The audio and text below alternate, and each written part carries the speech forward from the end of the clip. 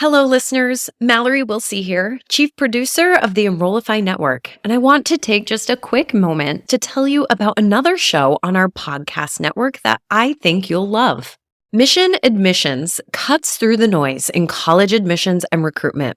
Host Jeremy Tiers brings a fresh perspective, packing each episode with straight talk advice, tips, and strategies from a mix of pros inside and outside higher ed. One of the things I love most about the show is how Jeremy often brings voices from outside the industry to share perspectives and practices that can be applied to the work that marketers and enrollment professionals like you do every day. You can subscribe to the show by visiting podcast.enrollify.org or just search Mission Admissions wherever you get your podcasts. Welcome back to the second part of our conversation with Diane Burkett, Executive Director of Marketing and Public Affairs at College of the Mainland. In this episode, we continue our discussion on strategic marketing in higher education, and Diane shares her experience on collecting audience insights, leveraging existing lead pipelines, experimenting with new technologies, and effectively using social media. We also explore the innovative use of technology in marketing efforts and leveraging data to make informed decisions. So if you're looking to take your college's marketing to the next level, this episode is a must listen.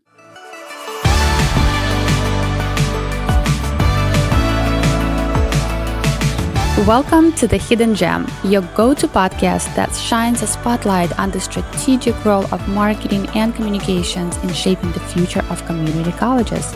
I'm your host, Maya Dimishkovich, CMO at Carroll Community College. Every week, I sit down with community college leaders and industry experts to unpack strategies that work.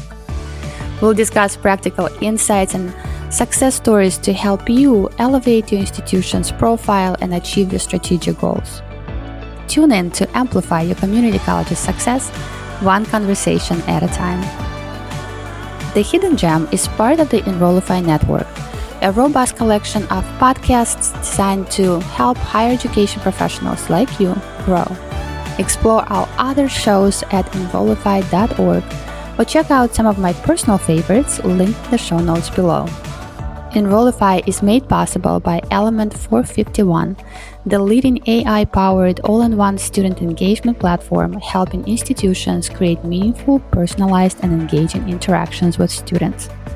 Learn more at element451.com. And let's get started.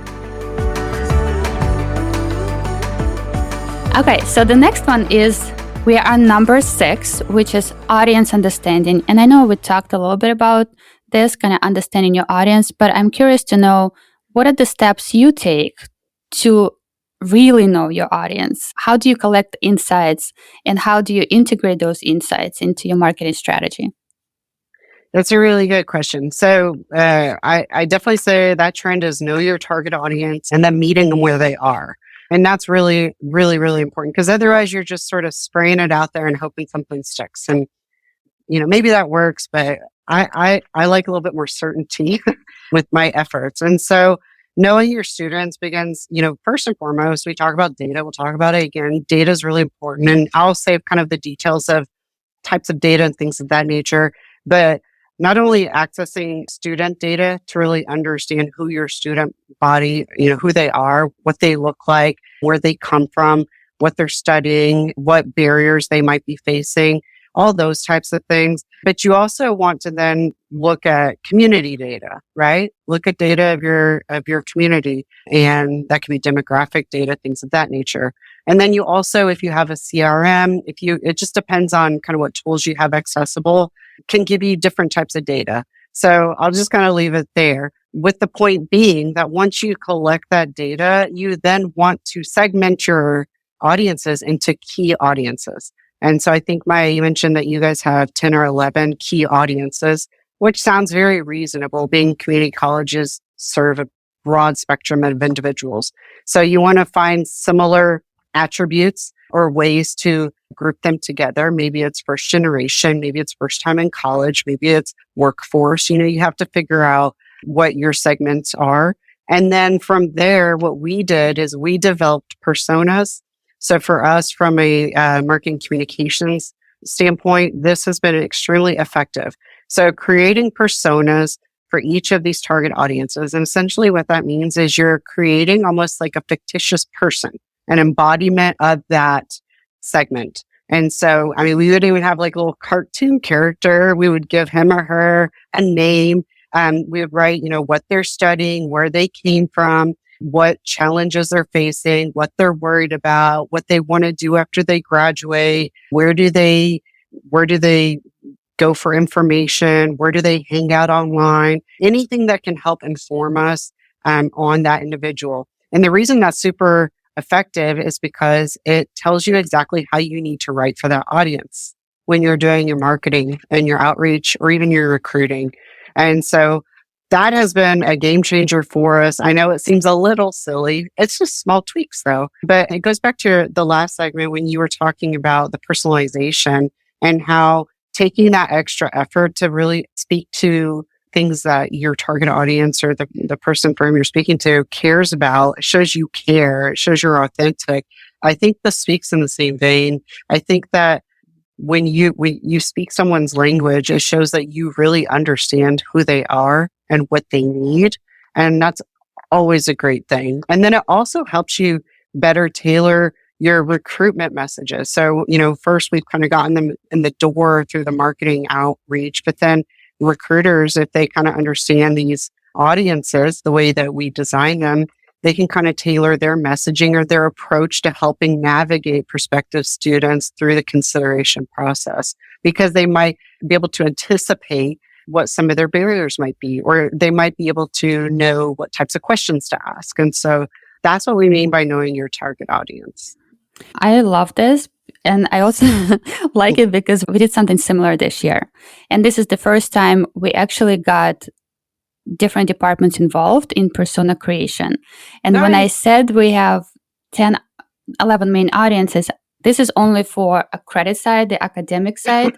We also have like kids, camps, personal enrichment, workforce development. So these are completely different audiences.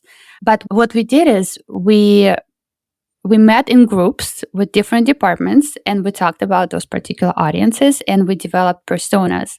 And the feedback I got was, this was the most insightful exercise we've ever done. And it made me feel so good because now we're on the same page. And when they speak to their audiences and when we speak to their audiences, we talk the same language. So that's a huge benefit.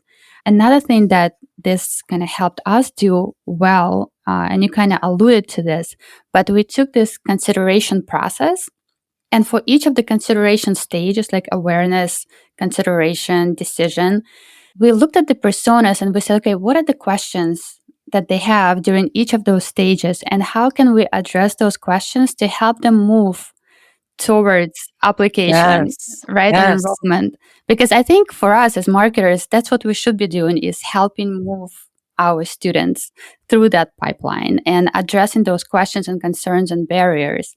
And I'm so glad you guys do this because it is, I would say, the foundation of most of our communication efforts and makes it easier. So we don't have to think every time, like, what should we talk about, Or you're not just throwing information at someone blindly, and it's like, that does not apply to me. So again, it goes back to being authentic. And also, I think your listeners who are marketers will appreciate this. I know that a lot of folks think marketing is flyer creation.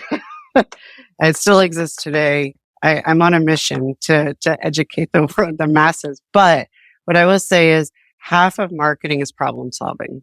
I mean, that's what we do. You try to figure out what is the problem, and a problem isn't always a bad thing.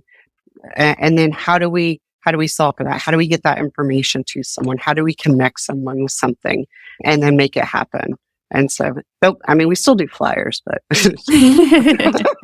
that's not really what marketing is. But I think that this speaks to the core of what marketing really is. And so it's awesome that you guys are doing that. Yeah. Okay, so that was number 6. The next one is number 7, which is targeting existing lead pipeline. So those people who are currently in your database, in your CRM, They might already know about you, but they haven't enrolled for some reason. So what are some of the strategies that you use to move them through the pipeline? Thank you for that. Going back to the last segment when we talked about an integrated marketing strategy to be a little bit more judicious with your spending, this is definitely one of them. So many folks spend all their time and effort doing marketing and outreach to bring in new students. That's great. Never stop. However, you already have a robust network of individuals for whom you can market to right within your community college system. And so targeting existing lead pipelines is such an effective marketing strategy.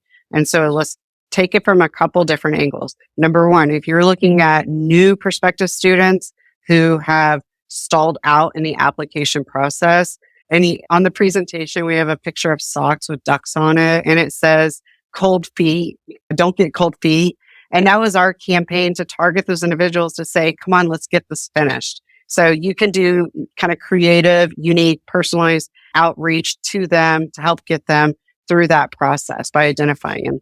But then once we've done that, let's look at current students, former students, okay? There are so many opportunities. And frankly, maybe some students forgot, are aware, weren't aware. And what I mean by that is, number one, you have students who are stopouts.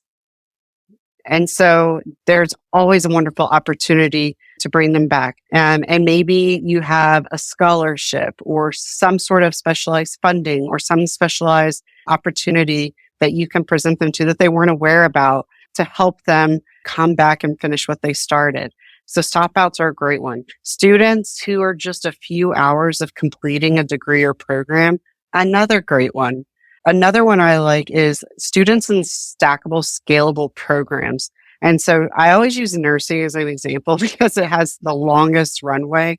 But we have the following nursing programs. We have a CNA, an LVN, an ADN program, and a BSN program, all the way up to a bachelor's degree.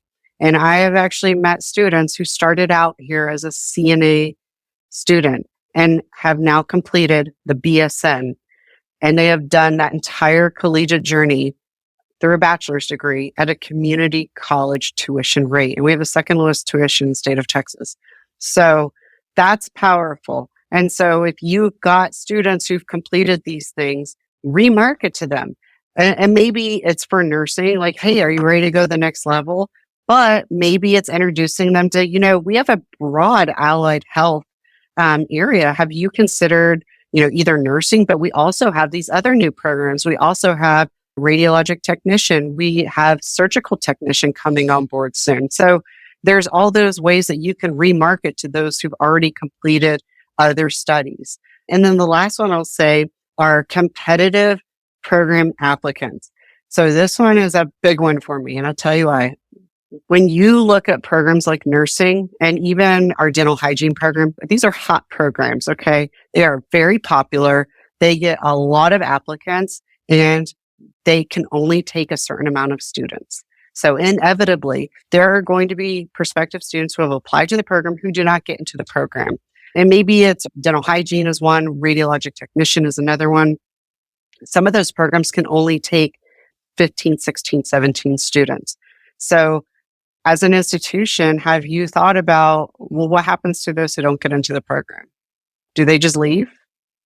We can't just let them leave. I mean, and so have you thought through a plan just to engage with them, like have kind of a post-application plan, kind of a checkup, a follow-up, next steps plan that you can reconnect if they did not make it into a program? I mean, a lot of these students are just so smart. It's just so competitive, but they're tremendous students. They have tremendous potential.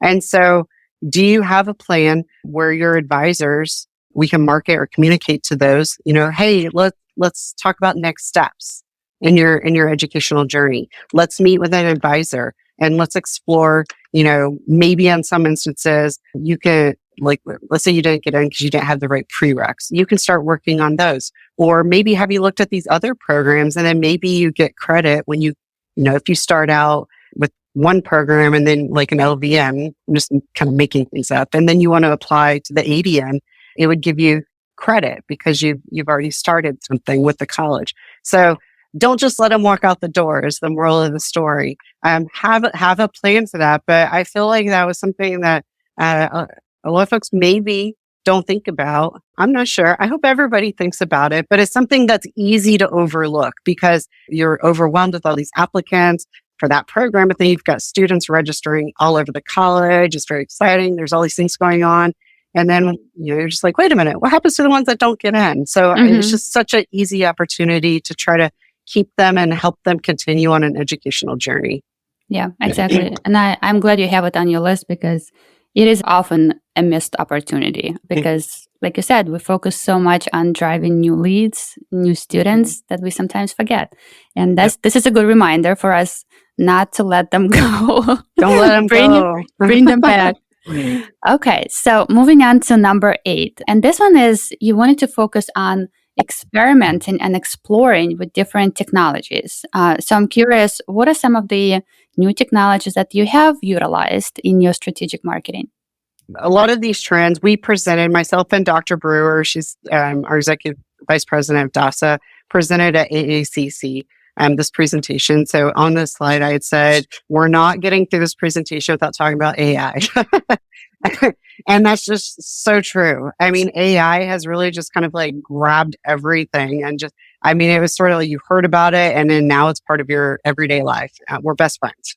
So AI, artificial intelligence, is a great, super fun thing to play with. The most common, obvious one is ChatGPT. It is great for marketers, not for pulling everything off, verbatim. But the way that we use it here is sometimes it's just great for drawing inspiration or helping kind of consolidate a thought around something or a direction around something to kind of, I'm trying to figure out how to develop this roadmap or this plan or, how to word something, how to capture something. And it can be a really great tool for helping you just as like a collective brainstormer. So AI is really cool. Another place where we're seeing it is we're in the process of adopting a new CRM platform, Element 451. And so I guess I'm old school now because I helped develop the first CRM system for the University of Houston probably 13, 14 years ago. And back then, when it came time to developing the communication sequences, we literally had to develop them by hand. You had to write everything, lay out the template, do everything.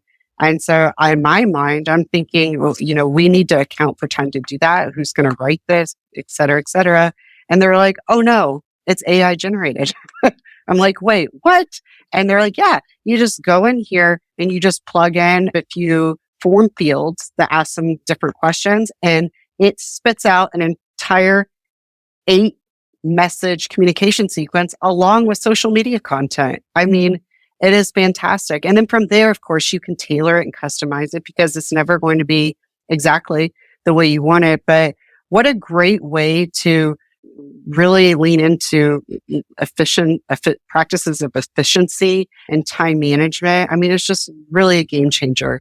Another one kind of off the same topic is the CRM. If you're not using a CRM, please go get one immediately. And it's at the highest level, it's really great because for community colleges, we, unlike some areas of the private sector, are not flush with employees who have all these like very niche roles and titles and responsibilities. A lot of us wear multiple hats throughout the day and we're conservatively staffed and we're very busy, but we want to be effective and we want to best serve our students. And so the great thing about a CRM from a marketing and then also a recruiting standpoint is at that early stage of consideration at the very top of the funnel where you're going to be seeing your goal is to see high volume. You want to see a lot of website traffic and then you want to see a lot of forms that are submitted, inquiry forms.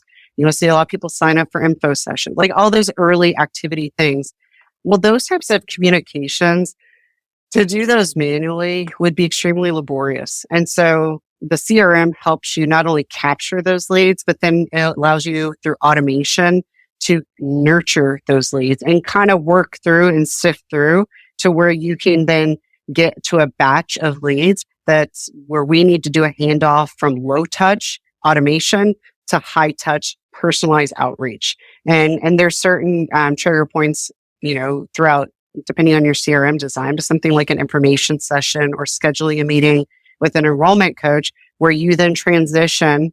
That's that point where it moves you into a different plan, transitions to a more high touch place. So not only is it great for helping you for efficiency and doing more with less, but it also helps you deliver and effectively generate and nurture more leads. And then it also allows you to retain those. So then when you want to go back, and we just talked about marketing from within, you want to go back and say, okay, I want to find people who, did X, Y, and Z. You've now got this entire database of information that you can work with. So there's a million reasons that CRMs are some next level stuff and are absolutely critical for the success of a higher education institution. Dynamic content, I think we've touched on that a little bit, but that's in your website, your email, having that dynamic content to really personalize your content. It's a little bit more of an advanced feature, but it's really great if you can do it and if you have the resources to implement dynamic content. And then virtual tours. So I mentioned virtual tours in the last segment. We use EAB UVisit as our platform. And so what we did a little bit differently, we went through and we researched every UVisit virtual tour. And they all were pretty much, they look like this. We're going to go to this building. You're going to be able to do a spin around. We're going to show you some stuff, maybe hear from a student or this or that. We're to this building, to this building. And we wanted to design our virtual tour a little bit differently because in our mind, we were thinking about our audience first and foremost. And so what we did is we focused ours around things that matter to students. And I'm not saying that students don't care about buildings, but I mean, buildings are really cool, but also students don't care about buildings. I mean, they do. I mean, if that makes sense, like the buildings are cool, but it's what happens inside of there. And so we really wanted to focus on things like personalized pathways, the different areas of study, whether it's, arts and humanities or health and human services or dual credit, public safety, business and industry, STEM, those types of things, right? We want them to be able to explore the different programs. Like it's not our president always says the buildings are great. It's not about the buildings. It's what happens inside the buildings.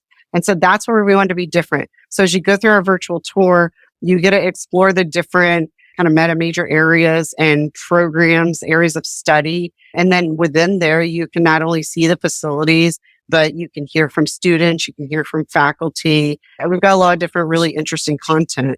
And you're still going from building to building. So you're still seeing the buildings. The building isn't the spotlight. So then it goes from the programming to student life. So we talk about student life.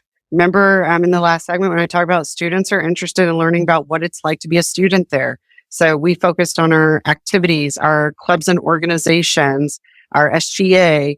We have student testimonials that talk about the things that they do, our leadership programs, things of that nature.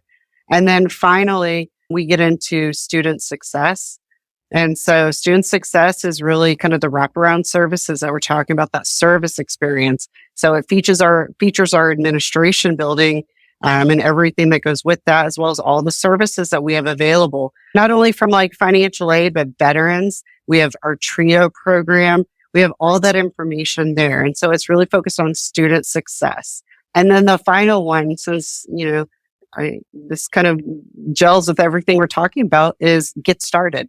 And so at the very end, it's get started, and it has a message with one of our employees, just basically summarizing who we are and what we have to offer you. And then, we're going in for the conversion. We want them to fill out the form, raise their hand, contact us. And so we structured our virtual tour a little differently than others. But I like to tout that because I felt like we really pushed ourselves to go out of the box to give our audience what we thought that they would want. So those are just some of the technologies. Mm-hmm. I do like your approach by adding additional layer to your buildings and such, because I do agree. Like, yes, it's great to see the building, but why should I care? Like, why should I care about seeing those buildings? Yep. What will actually happen? So I do like it. And maybe we can include a link to your virtual tour in show notes so people can take a look. We talked a lot about personalization and personas. Another way how I like to use ChatGPT is for personalization purposes. You can upload your persona document and say, hey, personalize this particular message to this persona to address certain barriers. And it's so easy and fast once you have this groundwork, right? Already in place. So that's I love great all of your examples are great. Hey there, it's Mallory, Chief Strategist of Enrollify. Higher ed is facing a leadership crisis.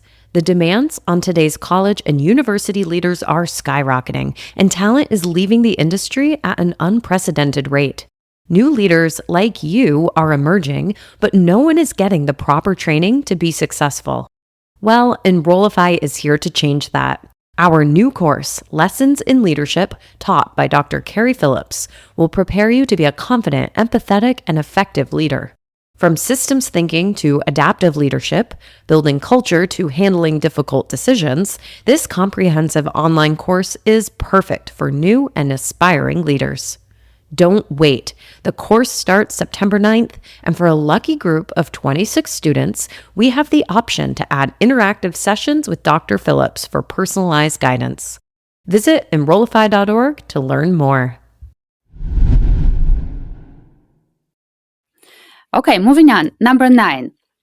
And this one I love as well because I do believe that social media is extremely important, not only to the top level of recruitment, but also retention and then staying engaged with your community, your alumni. So can you tell us a little bit about your strategy as it comes to social media and what successes you might have seen? Oh, absolutely. I mean, social media is probably one of the top kind of strategic outputs that every marketing team should be doing. And I mean intentional, strategic social media. It is great for targeting. It's great for achieving reach, engagement, for generating leads. It's great for branding. It's great for storytelling, and it's cost effective because if you're posting organically, it's free. It's just a little bit of sweat equity. But on the advertising platform of like Meta and X and things like that, as I mentioned in the last segment, even YouTube, Google, it is so much more cost effective than other advertising channels, and everybody's there. So, I mean, you talk about you have 10, 11 different audience segmentations. I would venture to guess that at least 75, 80% of them are on one of your social media platforms. And so it's just a slam dunk in terms of use. And we have a communication specialist who does an absolutely amazing job with our social media. He's very creative. He does editorial content planning ahead of time. He has a very clear idea of what types of content we all do, kind of as a team, have a clear idea of what type of content we post. And we're very thoughtful about it. It's not arbitrary. We sort of have a strategic direction that we go in and how we use each platform. Facebook is different from Instagram. And so sometimes the content is different. And so, and then on top of that, he's just really adventurous and isn't afraid to try new things, as long as it fits within our brand. So part of what we also talked about is, are the do's and don'ts, in our opinion, which is not a rule, it's just an opinion, but the do's and don'ts of social media. And so our do's are to develop a social media strategy around specific goals, as I just mentioned. So you don't want it to just be sporadic or arbitrary. You do want to create governance and guidelines for consistency. So at our college, just like I'm sure everybody else's college, we have our primary institutional social media accounts that this department manages. However, there are many other departments, there are clubs, there are alumni, there's all these different little niche groups who have also created their own social media accounts, and they want to do it under the umbrella of the college.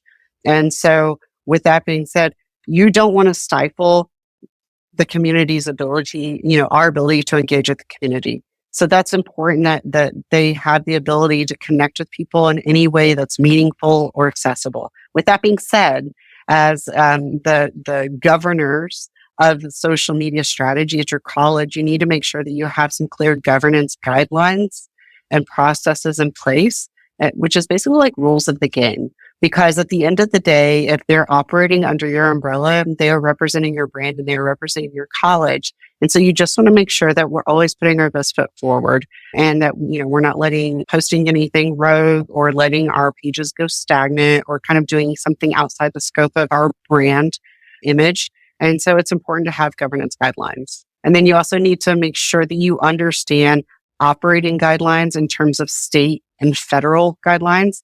For us in the state of Texas as colleges, and we are not allowed to use TikTok.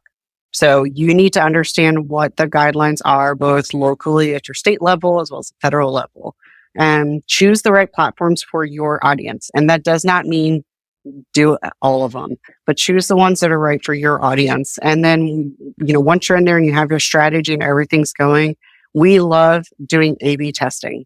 We do it pretty much on the ad side. So if we're running ads, A/B testing is really great because it allows you to, first it's fun. We get kind of nerdy with that stuff, but we also do it so that we can make sure we're optimizing our content to generate the best results. And so we'll run ad A and ad B. Maybe one is static, maybe one is video. And we, had the same parameters and geo-targeting parameters and things like that. And then we just let it run and see which one performs. And sometimes we'll make iterations and sometimes we'll pull one and just run the other if the other one's just going, blowing up and the other's not. So that sort of iterative testing and marketing is really important. Build a community. That's the whole point of it. So there's that. And then monitor your key performance indicators. So on social media, there's a lot of different key performance indicators and everyone will have different KPIs that they deem important to determining their overall success of their efforts. Whatever those KPIs are, you just make sure that you're really tracking those and then that you're sharing that with your college community. And then of course, the most important is to be authentic. Don't try to be representative of something you're not. And that kind of goes really into one of my don'ts, which is don't jump on every social media trend if it doesn't fit your brand. There's a lot of social media trends. I feel like there's like 3 a week at this point. So don't feel obligated to jump into that. If it fits your brand, it's something that would be appropriate for your target audience is great, but don't feel obligated to try to chase it. I mean, it's impossible to do. Don't solely rely on organic content.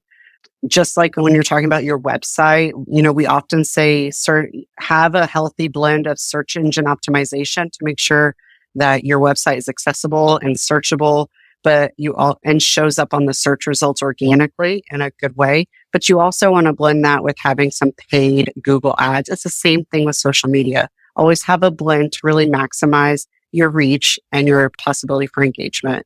And then don't post passively. It goes back to having a plan and kind of sticking with that. And then finally, be responsive to inquiries. One of the other ones I'll say, because I'm also the public information officer here and I manage all the crisis communications and things like that.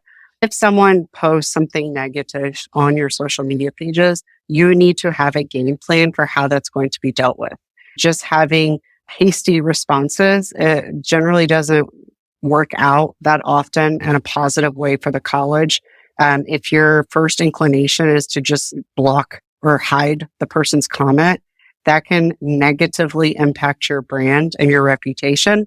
And so you need to, with your leadership and your president or CEO, whomever, have a conversation as a group, figure out kind of what is your ceiling and what are your thresholds and how do you want to respond to different types of complaints. I can tell you one that's a little bit more benign. If somebody ever complained on our social media account about some aspect of service at the college, our general strategy, our approach is to always acknowledge the person within a business day, probably within an hour or two if possible, but just depending on the day. And then to acknowledge them publicly, but to engage with them privately. And so that is how we approach things. And we don't discuss personal matters on a public forum, even if that person brought it publicly. And we feel like they deserve the respect. We'll acknowledge them publicly to let people know that we did acknowledge them, but then we'll deal with it behind the scenes. Yeah. So many great pieces of information and strategies and tactics here. One thing I want to reinforce is being purposeful, like you said. So anytime we post something on social media, we need to know why we're posting this. What is the purpose of this particular message? And I also like testing, A/B testing, and I like to guess which one is going to win. And usually I get surprised at the end because the other one often wins. And it's kind of a fun game you play. And it keeps you humble to say, hey, Yep. you don't know everything. That's You don't know why, everything. no. The That's why, mood changes with the weather. So exactly. That's why we need to test things. yes. I feel like these episodes are going to be like a mini marketing crash course for anyone listening, because That's there's so great. much wealth of information that you're sharing, which I Thank really you. appreciate. So we have one last area to talk about, which is data-informed strategies. And it's all about using data to shape your enrollment strategies. And Mhm. how do you leverage data? So many ways. But as it relates to enrollment, if we're looking at enrollment marketing Mhm. specifically, I'll work very closely with Dr. Brewer on these efforts. And so some of the data sources that we talked about are demographic, industry, market research, institutional student data, website analytics, social media has data and KPIs, qualitative data such as surveys, and then data that you can extract from your CRM. There's a lot of different ways you can do it, but let me just kind of focus in on one. I'll go back just for purposes of ease, going back to the recruiting from within. Okay. So if we knew that we wanted to recruit from within and we wanted to find stop outs, the great thing is a lot of the tools that you guys already have at your colleges, like Zogotech, for instance, have the reporting functionality that you can go and plug in sort of the parameters that you want around a certain time frame, and it'll pop out a list of students. So if you wanted to market from within, getting that data and that information to do that from there is really helpful. But the other thing we really look at is looking at the pulse of the trends, both at the college. And when we started this presentation, we started looking at national trends, and then we kind of zoned into local, kind of our trends. And it's really important because a lot of times they mirror each other. I mean, there's of course going to be some nuance in each community, but a lot of times what we see nationally are things that we see here. And that can inform your marketing plans and kind of strategic planning. And so if you're looking at national trends and you're looking at your college trends, you might be looking at retention rates. You might be looking at completion rates, and you might dive deeper and notice that one trend that we're seeing is that we're losing male students. We're losing male students. And more specifically, we're losing African American and Hispanic male students.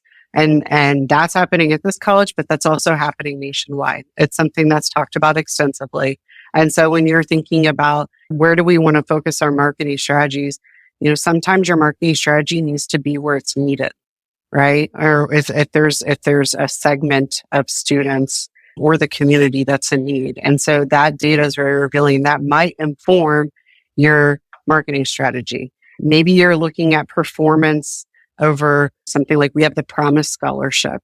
And so maybe we're seeing that our results are lagging in a specific way. I'm not saying they are. We're doing really well with Promise, but let's just, for the purposes of this example, say that they are, that you're not getting a response either from a specific geography, like part of your taxing or district or service area, or let's just say you're not having a successful response. Maybe they're getting caught up in some part of the process. Your data can really help inform that. And we talked about that in the last segment when we were talking about the onboarding and the service experience and really doing a journey mapping exercise to understand all your pain points. Your data can reveal a lot of those things, and then you can build marketing activities to help remedy that. Whether you're looking at growing new enrollment, increasing retention, graduation rates. And so how can we not do a marketing conversation without talking about data? I think the challenge for many of us in higher education is there's an abundance of it, and it's kind of all over the place. And so it's really kind of getting focused and saying, okay, what do I need and where do I find it? And then how do I interpret that?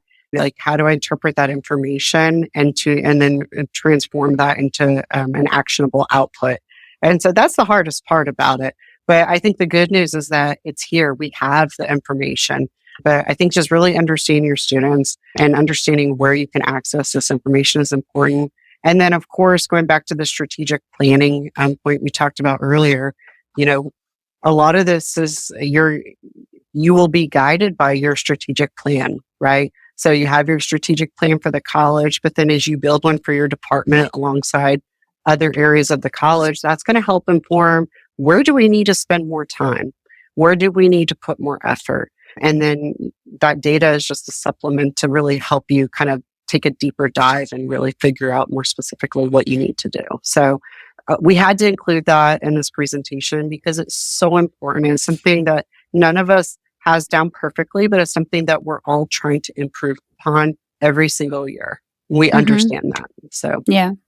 No, I completely agree. And we also have a similar kind of effort across the college is to increase data literacy and make data available to everyone. So we have created a lot of different dashboards that anyone can access and analyze data. And I think that is so key to sharing this information openly with everyone on campus, because some people might look at data differently and come up with different ideas and action items based on what they see. And it's just important to have those conversations to inform future strategies.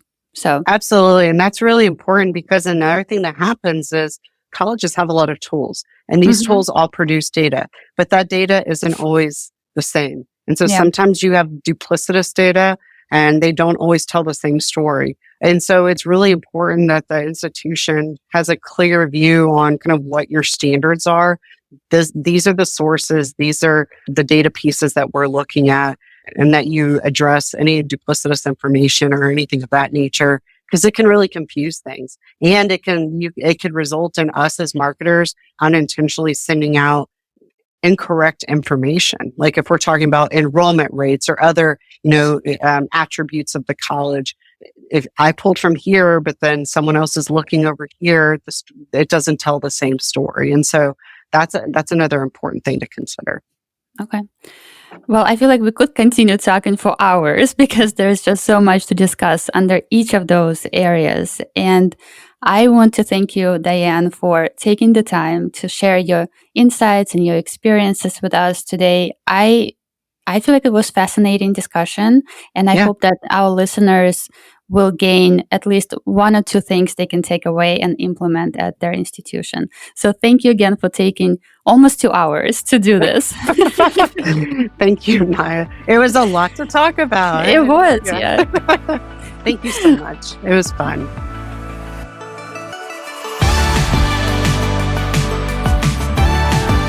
I hope you enjoyed this episode and found it valuable. Let's keep this conversation going on LinkedIn at Maya Dimishkovich. I would love to hear your thoughts, questions, and suggestions for what you would like to see next on this podcast. Remember, by tuning in to The Hidden Gem, you are not just listening to a podcast.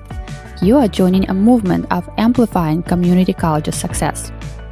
Don't miss out. Subscribe to this podcast and notifications about our future episodes. Share it with your colleagues and college leaders to help make our colleges stand out. Together, let's make an impact. The Hidden Gem is part of the Enrollify podcast network. If you like this podcast, chances are you will like other Enrollify shows too. Our podcast network is growing by the month, and we've got a plethora of marketing, enrollment, and higher education technology shows that are jam-packed with stories, ideas, and frameworks, all designed to empower you to be a better higher ed professional. Our shows help higher ed marketers and admissions professionals find their next big idea and feature selection of the industry's best as your host. Learn from Jamie Hunt, Jenny Fowler, Eddie Francis, Brian Gross, and so many other of your favorite leaders in higher ed. Enrollify is made possible by Element 451, the leading AI-powered all-in-one student engagement platform helping institutions create meaningful, personalized, and engaging interactions with students. Learn more at element451.com.